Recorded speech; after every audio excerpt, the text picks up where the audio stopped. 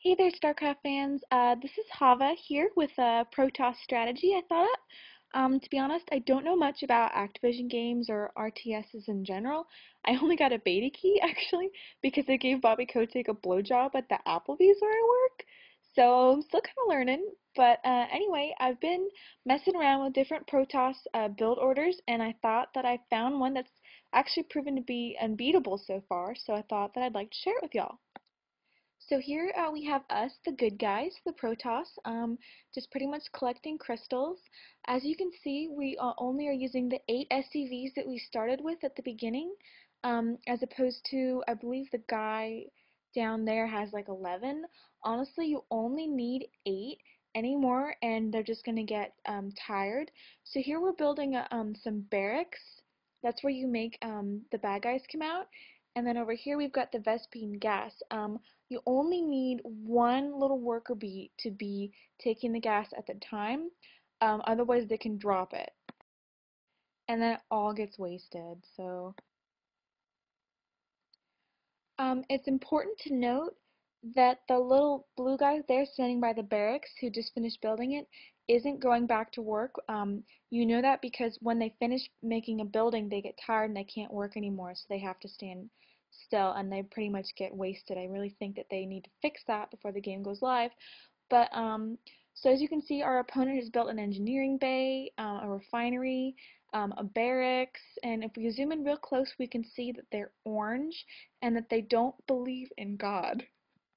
So it's clear who Jesus wants to win this arena. So back up at our base, we're not going to do anything with the barracks that we just built because that's, you know, why. And so if you look, the guy who had built it and then got tired has actually been sucked up inside the command center and became a satellite. So that's kind of neat, a neat feature. Where are you going, silly? Um, anyway, so we're gonna do this neat thing where we make all of our SCVs walk away and stand in a corner. It's very important they stand together so that they can watch as the command center is lifted by the power of Christ. And is carried away, leaving the sinning SCVs behind. As you can see, they're greedy. They're still hanging on to materials that they didn't offer to their Lord in sacrifice, the crystals and the Vespene gas. So they're running in fear right now, as they should. So now the only thing left to do, in anger, the SCVs will turn against their own creations, as you can see, destroying the refinery there, slowly beating it to death with their tiny sinning hands. It'll catch fire with the devil's flame, and they should be finished. There we go. At this point, it's important that they sit and reflect on what they've done, and then you send them over to the barracks, and they start working on that. We're going to pause the game for a second and show you, here's our base, and here's our enemy's base. As you can see, he's got a barracks, some marines already out, he's got a reactor to make double marines there.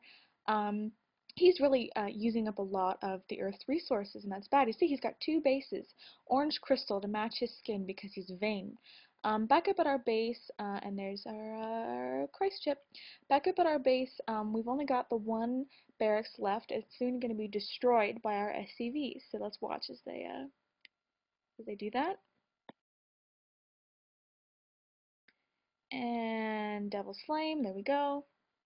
Alright, now the only thing left to do is for them to turn on each other. So they single out the weakest one, and it can be for any reason that's not up for us to know.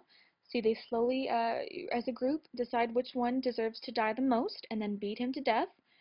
Um, Slowly whittling it down so there's two, and then only the strongest remains. So then he is going to go off on a journey to the other team to sacrifice himself for the sins of the other SCVs. His hands still awash with their blood. Oh, there go his SCVs with sillies. And he's going to walk up to the Marines. There, as you can see, he was so strong with the power of Christ that it took 8 Marines to kill him. This is good. This is a good sign. It means that you've proven your worth to God. There he is. There's our base, completely empty and pure as the Lord made it. And there is our ship. So, safe and sound.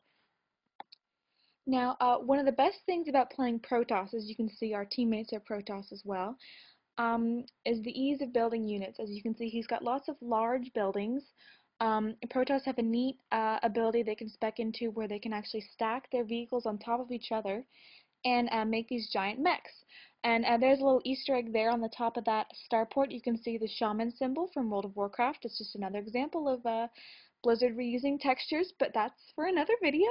Um, Now our opponent is going to send a squad of Marines out to try and find our original base. Well, they're moving fast. As you can see, we're gone. There in our stead is a pile of rocks made by the shaman thrall to throw them off our path. Let's see. Oh, there's our base. I'm sorry. It all looks the same, like minorities. Still pure. The Marines are searching the map frantically, trying to find out where we could have gone. They're looking for a giant, earthly, gaudy, materialistic base, much like the one that they built. Another pile of rocks made by the shaman thrall. Ground troops can't get up there, so they have to resort to their X-wings. Luckily, he's made a fleet of them. Very lucky guess. As you can see, we're not there as well, of course. Our evidence is destroyed. The Christ ship is still safe and sound. That's essentially all there is to the strategy. Basically, you're invulnerable now. They'll never find you. You just sort of have to lay in wait, as it were, for them to rage quit and freak out. You know. What? God damn it!